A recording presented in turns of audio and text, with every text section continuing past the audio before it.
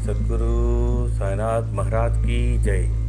श्री साई सच्चरित अध्याय 29। मद्रासी भजनी मेला, Tendulkar, doctor captain हाटे और वामन नार्वेकर आदि की कदाएं। मद्रासी भजनी मेला लगभग सन 1916 में एक मद्रासी भजन मंडली पवित्र काशी की तीर्थ यात्रा पर निकली। उस मंडली में एक पुरुष, उनकी स्त्री, पुत्र और साली थी। अभाग्यवश उनके नाम यहाँ नहीं दिया जा रहे हैं। मार्ग में कहीं उनको सुनने में आया कि अहमदनगर के कोपरगांव तालुक के शिरडी ग्राम में श्री साई बाबा नाम के एक महान संत रहते थे, जो बहुत दयालु और पहुँचे हुए हैं। वे उदार हृदय और अहेतुक कृपा सिंधु हैं। वे प्रतिदिन अपने भक्तों को रुपया बांटा करते हैं।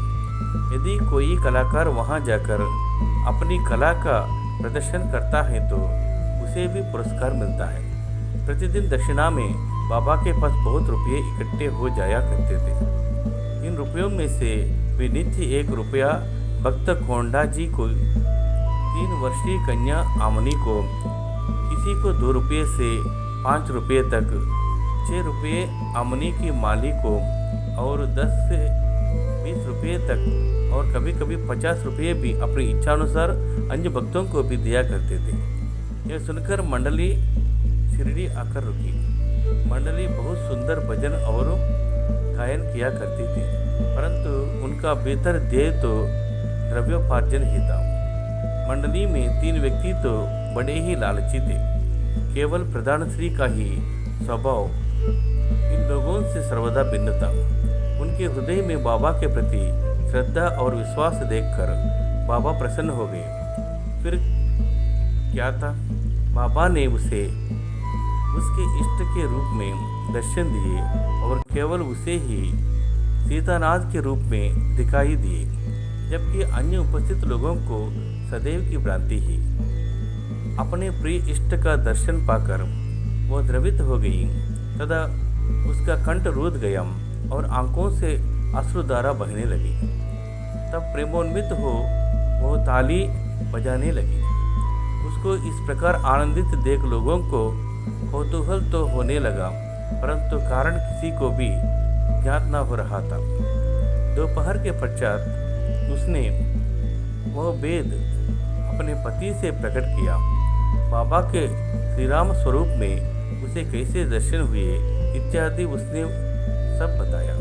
पति ने सोचा कि मेरी स्त्री बहुत बोली और भावुक है, अतः इसे राम का दर्शन होना एक मानसिक विकार के अतिरिक्त कुछ नहीं है। उसने ऐसा कहकर उसकी उपेक्षा कर दी कि कहीं यह भी संभव हो सकता है कि केवल तुम्हें ही बाबा राम के रूप में दिखे और अन्य लोगों को सदैव की भ्रांति ही।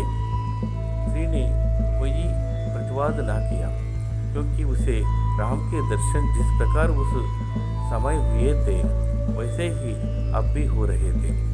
उसका मन शांत, स्थिर और संतुष्ट हो चुका था। आश्चर्यजनक दर्शन। इसी प्रकार दिन बिताते गए। एक दिन रात्रि में उसके पति को एक विचित्र स्वप्न आया। उसने देखा कि एक बड़े शहर में पुलिस ने गिरफ्तार कर डोरी से बांधकर उसे कारावास में डाल दिया है।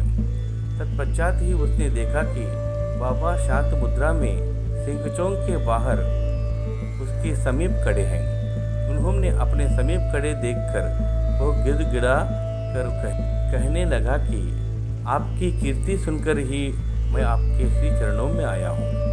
फिर आपके इतने निकट होते हुए भी मेरे ऊपर यह विपत्ति क्यों आई?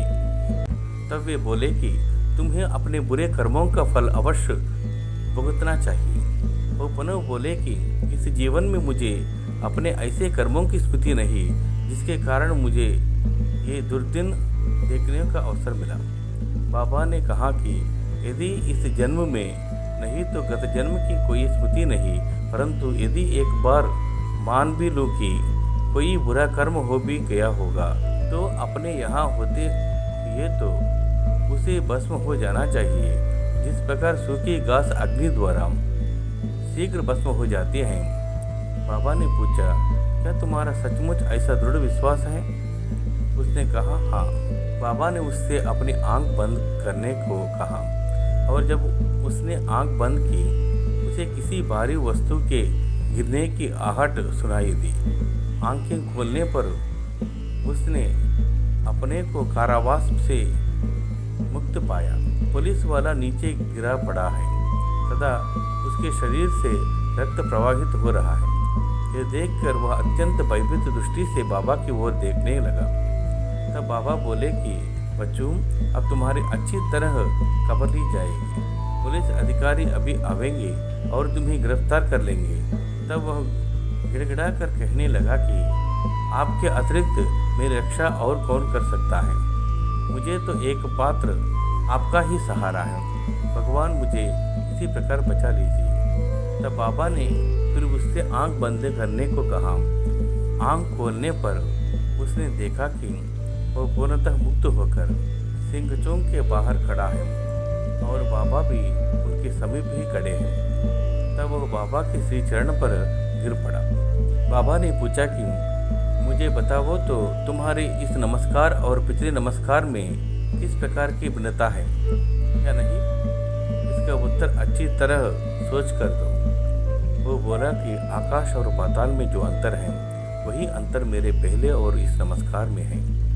मेरे पूर्व नमस्कार तो केवल धन प्राप्ति की आशा से ही थे, परंतु यह नमस्कार मैंने आपको ईश्वर जानकर ही किया है।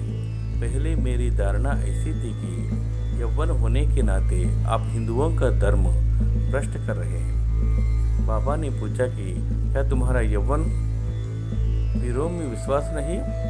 प्रत्युत्तर में उसने कहा, जी नहीं। तब वे फिर पूछने लगे कि क्या तुम्हारे घर में एक मंजा नहीं? क्या तुम ताबूत की पूजा नहीं करते?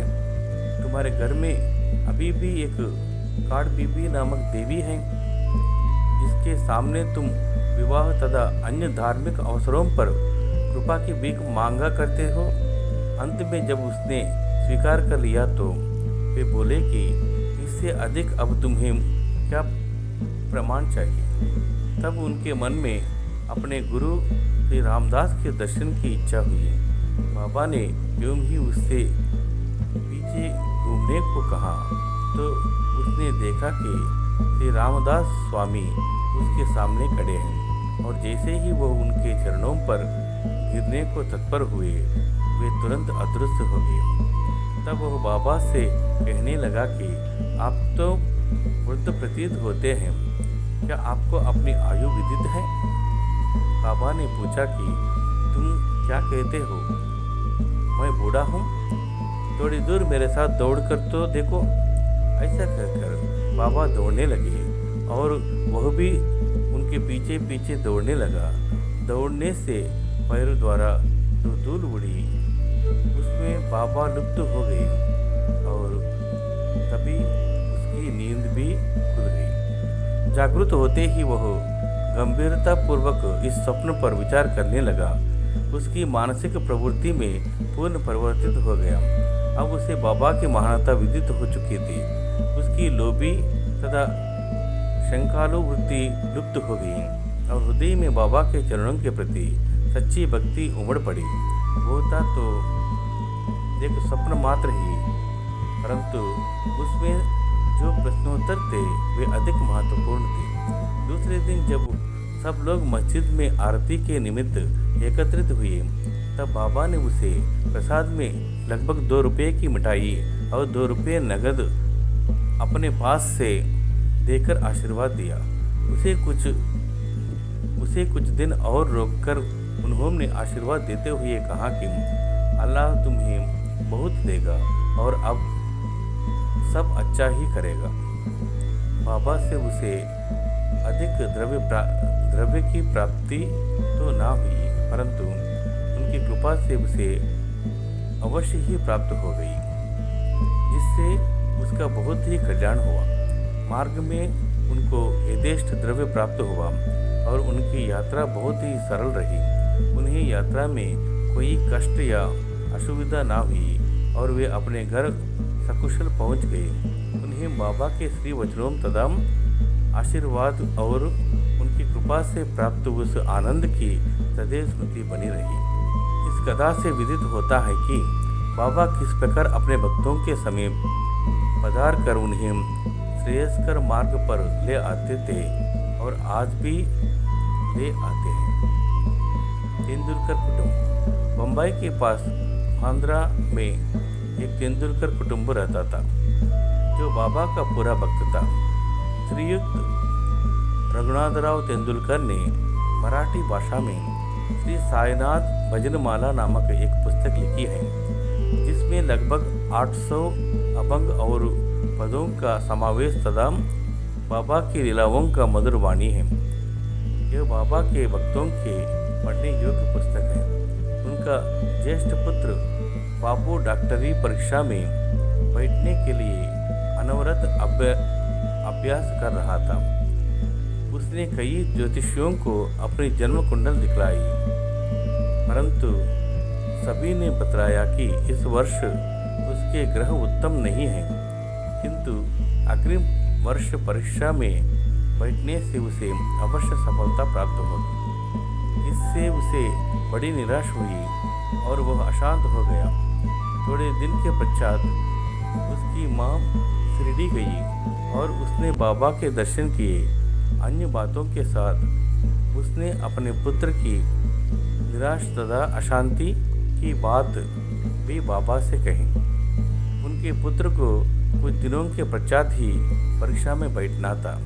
बाबा कहने लगे कि अपने पुत्र से कहो कि मुझ पर विश्वास रखो, सब भविष्य कदम तथा ज्योतिषियों द्वारा बनाई कुंडलियों को एक कोने में फेंक दे और अपना अभ्यास क्रम चालू रख शांत चित्त से परीक्षा में बैठे।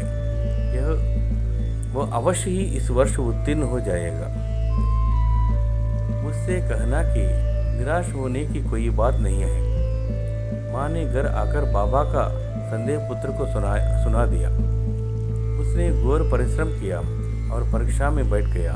सब प्रश्नों के जवाब बहुत अच्छे लिखे थे, परंतु फिर भी शंकाग्रस्त होकर उसने सोचा कि संभव है कि उत्तीर्ण होने योग्य अंक मुझे प्राप्त ना हो सके। इसलिए उसने मौखिक परीक्षा में बैठने का विचार त्याग दिया। परीक्षक तो उसके पीछे ही लगा था। उसने एक विद्यार्थी द्वारा सूचना भेजी कि उसे लिखित परीक्षा में तो उत्तीर्ण होने लायक अंक प्राप्त हैं, अब उसे मौखिक परीक्षा में अवश्य ही बैठना चाहिए। इस प्रकार प्रोत्साहन पाकर वह उसमें भी बैठ गया तथा दोनों परीक्षा में उत्तीर्ण हो गया। उस वर्ष उसकी ग्रह दशा विपरीत होते हुए भी बाबा की कृपा से उसने सफलता पाई। यहाँ केवल इतनी ही बात ध्यान देने की योग्य है कि कष्ट और संशय की उत्पत्ति अंत में दृढ़ विश्वास में परिणत हो जाती है। जैसे भी हो, परीक्षा तो होती है, परंतु यदि हम बाबा पर दृढ़ विश्वास और श्रद्धा रखकर प्रयत्न करते रहे तो हमें सफलता अवश्य ही मिलेगी। इस बालक के पिता रघुनाथराव बम्बई की एक विदेशी व्यवसायी फार्म में नौकरी करते थे। वे बहुत वृद्ध हो चुके थे और अपना कार्य सुचारू रूप से नहीं कर सकते थे, इसलिए वे अब छुट्टी लेकर विश्राम करना चाहते थे। छुट्टी लेने पर भी उनके शारीरिक स्वास्थ्य में कोई विशेष परिवर्तन न हुआ। अब यह आवश्यकता कि सेवानिवृत्ति की पूर्वकालीन छुट्टी ली जाए।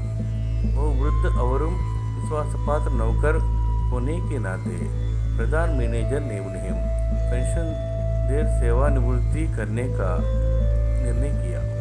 पेंशन कितनी ही जाए, यह प्रश्न विचाराधीन था। उन्हें 150 रुपये मासिक वेतन मिलता था। इस हिसाब से पेंशन 75 रुपये, जो कि उनके कुटुंब के निर्वाह हेतु पर्याप्त थी, इसलिए वे बड़े चिंतित थे। निर्णय होने के 15 दिन पूर्व ही बाबा ने श्रीमती तेंदुलकर को सपने में दर्शन देकर कहा कि मेरी इच्छा है कि पेंशन 100 रुपये दी जाए। क्या तुम्हें इससे संतोष होगा? श्रीमती तेंदुलकर ने कहा कि बाबा, मुझे दासी से आप क्या पूछते हैं? हमें तो आपके श्री चरण में पूर्ण विश्वास है। यद्यपि बाबा ने 100 रुपये कहे थे, परंतु उसे विशेष प्रकरण समझकर 10 रुपये अधिक अर्थात 110 रुपये पेंशन निश्चित हुई। बाबा अपने भक्तों के लिए कितना अपरिमित स्नेह और कितनी चिंता रखते थे। कैप्टन हाटे। बिकनेर के निवासी कैप्टन हाटे बाबा के परम भक्त थे। एक बार स्वप्न में बाबा ने उनसे पूछा कि क्या तुम्हें मेरी विस्मृत हो गई? श्री हाटे ने उनके श्री चरण से लिपटकर कहा कि यदि बालक अपनी माँ को भूल जाए तो क्या वह जीवित रह सकता है? इतना कहकर श्री हाटे शीघ्र बगीचे में जाकर कुछ वलपपड़ी तोड़ लाए और एक थाली में सीधा सदा दक्षिणा रखकर बाबा को भेंट करने आए। उसी समय उनकी आंखें खुल गई और उन्हें ऐसा भान हुआ कि यह तो एक स्वप्न था।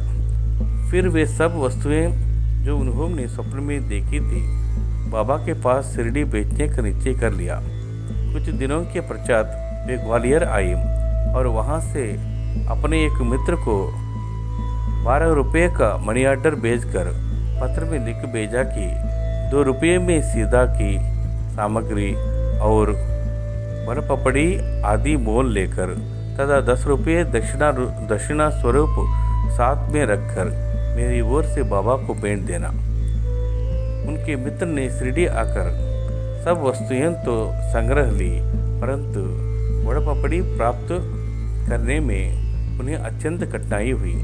थोड़ी देर के पश्चात ही उन्होंने एक स्त्री को सिर पर टोकरी रखे सामने से आते देखा।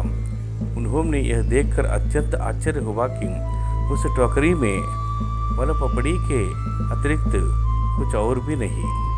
तब उन्होंने वलपपड़ी खरीदकर सब एकत्रित वस्तुएं लेकर मस्जिद में जाकर श्री हाटे की ओर से बाबा को भेंट कर दी। दूसरे दिन श्री निमोकर ने उसका नैवेद्य तैयार कर बाबा को भोजन कराया। सब लोगों को बड़ा विस्मय हुआ कि बाबा ने भोजन में केवल वलपपड़ी ही खाई और अन्य वस्तुओं को स्पर्श तक ना किया।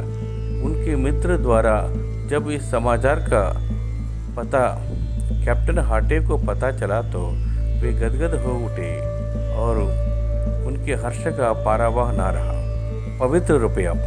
एक अन्य अवसर पर कैप्टन हाटे ने विचार किया कि बाबा के पवित्र कर कमलों द्वारा स्पर्शित 1 रुपया लाकर अपने घर में अवश्य ही रखना चाहिए।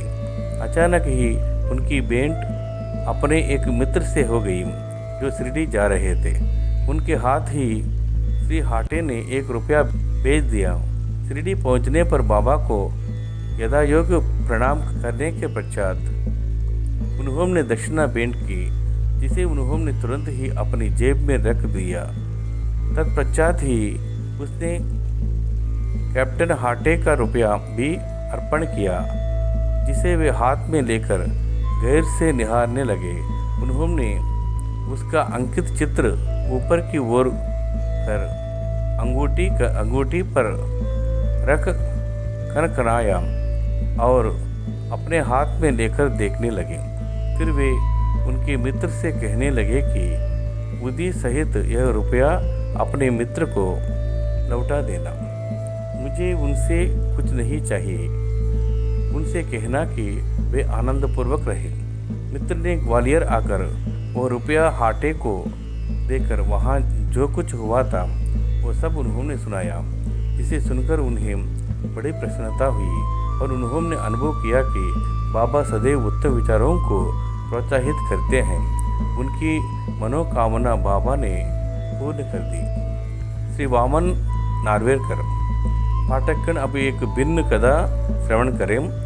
एक महाशय जिसका नाम है वामन नार्वेकर था। उनकी साय चरणों में प्रगाढ़ प्रीति थी। एक बार वे एक ऐसी मुद्रा लाए जिसके एक ओर राम, लक्ष्मण और सीता तथा दूसरी ओर क्रमबद्ध मुद्रा में मारुति का चित्र अंकित था। उन्होंने यह मुद्रा बाबा को इस अभिप्राय से भेंट की कि वे इसे अपने कर स्पर्श से पवित्र कर बुद्धि सहित लौटा दें, परंतु उन्होंने उसे तुरंत अपनी जेब में रख लिया। श्यामा ने वामनराव की इच्छा बताकर उनसे मुद्रा वापस करने का अनुरोध किया। तब वे वामनराव के सामने ही कहने लगे कि यह बला उनको क्यों लौटाई जाए, इसे तो हमें अपने पास ही रखना चाहिए। यदि वे इसके बदले में 25 रुपये देना स्वीकार करें तो मैं इसे लौटा दूंगा। वह मुद्रा वापस पाने के हेतु श्री वामनराव ने 25 रुपये एकत्रित कर उन्हें भेंट किए। तब बाबा कहने लगे कि इस मुद्रा का मूल्य तो 25 रुपये से कहीं अधिक है। श्यामा, तुम इसे अपने बंजार में जमा करके अपने देवालय में प्रतिष्ठित कर इसका नित्य पूजन करो। किसी का साहस ना था कि वे यह पूछ तो ले कि उन्हें ऐसी नीति क्यों अपनाई। यह तो केवल बाबा ही जाने कि किसके लिए कब और क्या उपयुक्त है। श्री सद्गुरु साईनाथार्पणमस्तु। शुभम भवतु।